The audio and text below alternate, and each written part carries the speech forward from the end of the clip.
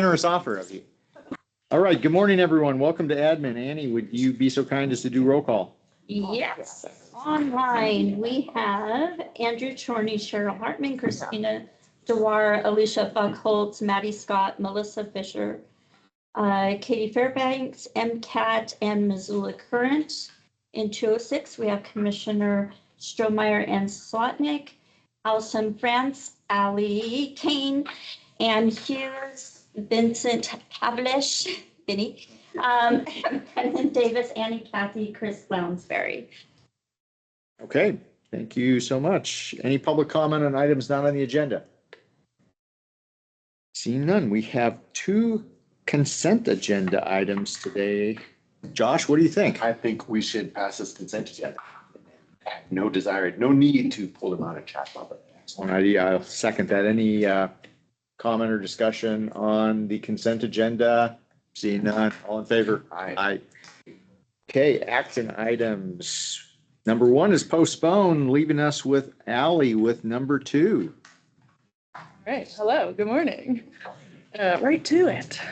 Okay. So I see that there is press on the call. And before I start, I've been asked by Museum of Life and Sciences for an embargo on reporting on this item until they can officially put out a press release, likely next week, after which we can formally announce to the community and provide comment as well, which is important. Okay, we may want to follow up on that because this is being recorded. It's going to be put on YouTube. So maybe you and Allison can tie in after the meeting and strategize around how to help support their messaging around this. Yeah. Okay. Thank you. Yeah. Appreciate that. Thank you, Ellie. Okay, so what we are asking for today is an approval for the chair to sign a standard memorandum of agreement between ourselves and the Center for Collaborative Heat Monitoring, which is operated under the Museum of Life and Science in Washington, D.C. This is for, we applied for a grant and to become part of this Community Science Partners cohort in January of this year, and we were accepted and awarded a $10,000 stipend. In addition to that, to join a nationwide cohort of cities, counties, communities in a participatory heat monitoring campaign with planning assistance and technical advising from the Center for Collaborative Heat Monitoring and CAPA Strategies. And that stipend is to be used for like volunteer incentives, food and water for folks, hiring organizational support if we find we need that, and branded gear, anything like that to kind of make this campaign big throughout our community. And this is all funded by NOAA. So it is. Assuming still exists at this moment in time. We are moving ahead as if everything is good to go. We've been told that if anything were to happen, that would impact our campaign. But we've been told to move ahead. And I think probably that's why the embargo is important. Don't need so they can get their ducks in a row. You don't need a weatherman to know which way the wind blows. Yeah.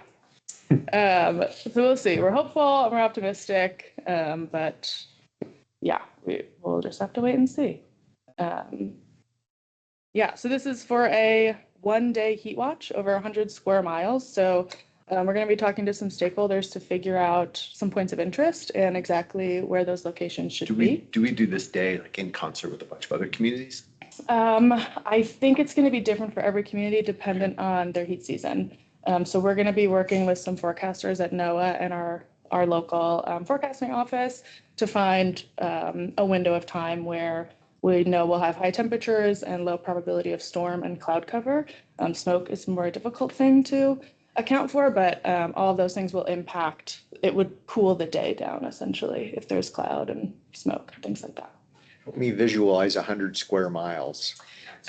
Yeah, so we were just playing around on a map with this last week, and it's not going to be like a polygon square the way that our communities are set up and spread apart. So we're hoping to capture City of Missoula and pinpoint some points of interest depending on what our stakeholders feel is important. And then we can wing it out to the Y and to Frenchtown. We can go out to Bonner and East Missoula. We can also go down to Lolo. And we talked in our planning meeting last week about also doing a node at Sealy Lake. You know how many square miles the county is? 600. 600, yeah. 100 is just a fraction of it. Yeah. And it sounds like there's some flexibility for it not to be contiguous. So we might be able to Oh, great. node some spots, Great. especially knowing that a lot of our communities are connected by highway, which we maybe don't feel is so pertinent for collecting data. Yeah. Wow, great. Yeah. We do this. Amazing. Okay, I will second that. Any further discussion or public comment on this motion? Or we'll entertain questions from the media too. Hey, at this point, I'm just interested if you guys are going to post this to your YouTube channel and if MCAT's going to stream it, because if they are, then we'll have to report on it before the embargo. So, I mean, this is a public meeting. Yes, Yeah, it Martin, is. we'll chat, Ally, but as far as I'm concerned, it's a public meeting. You can report on it. Yeah, it is what it is. Agreed. Glad to have you, Martin. Sorry, guys. Thanks. I appreciate it. Sorry about Oh, the. good, Martin. Nope, it's all public. We're not. Yeah. Yeah. That's Yeah. okay. I knew this was a possibility. And I'll just say that I won't be able to comment on it until after the press release is out. Okay, but you understand he might pull what you Yes. said here. Yeah. Okay, any other comment? All in favor? Aye. Aye. Okay, and so ends our action items for today. We only have a legislative update. So leave that. That would be me. So just three bills to touch base on this morning, commissioners. We'll start with House Bill 427. House Bill 427 requires the posting when, under our building code program, when we issue a stop work order to cite the section of the building code that's in violation in order for the stop work order. That's something we already do. It's actually already on our notice. So we did work with the bill sponsor through our lobbyist for some amendments just to make sure that the proposed fine that is under there for not listing the notice provides adequate time for local governments to be able to make sure that everything is in order if somebody is questioning that. And then also to make sure that the fine was levied against the county and not the individual employee, as it was originally written, it was levied against the individual employee. And they're acting on our behalf, so they should be covered by that. So that bill is scheduled for second reading today. Next one up, House Bill 2. House Bill 2 is the main budget bill. You may see, well, I'm sure you have seen several news stories about House Bill 2 and where it is. It'll be on the Senate floor on Thursday. And since we don't have a meeting on Thursday, wanted to make sure that we touch base as that bill always ends up in conference committee because the Senate and the House have both put on their own amendments and it will end up in conference for them to work out the differences among what those are. But there are still several large pieces missing before that puzzle can come together, not the least of which is property tax relief is not currently accounted for in House Bill 2. And then the last one we'll talk about is Senate Bill 117. Senate Bill 117 is the bill coming from Senator Zolnikoff. That's on House second reading today.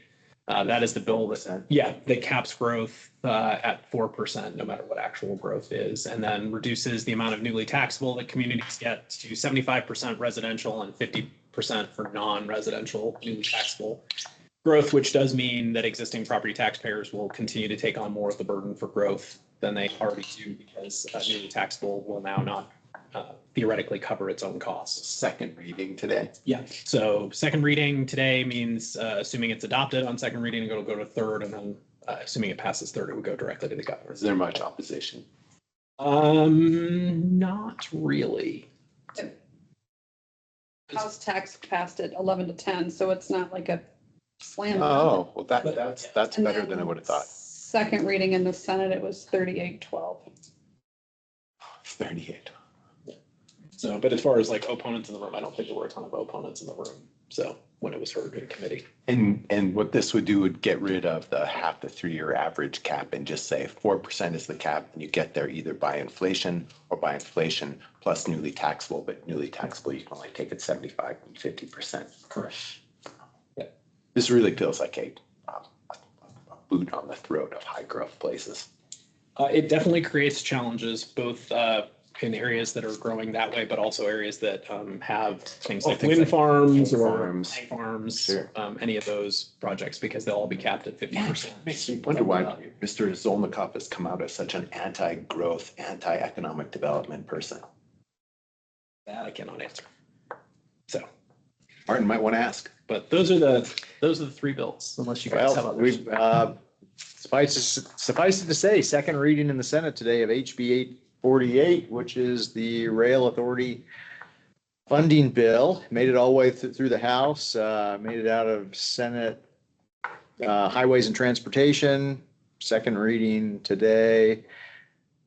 Terrible amendment being proposed by Senator Mandeville, which would essentially strip all funding and also require counties who are members of the Rail Authority to put in annually $50,000 apiece to the Rail Authority, which will lead to the dissolution of the Rail Authority.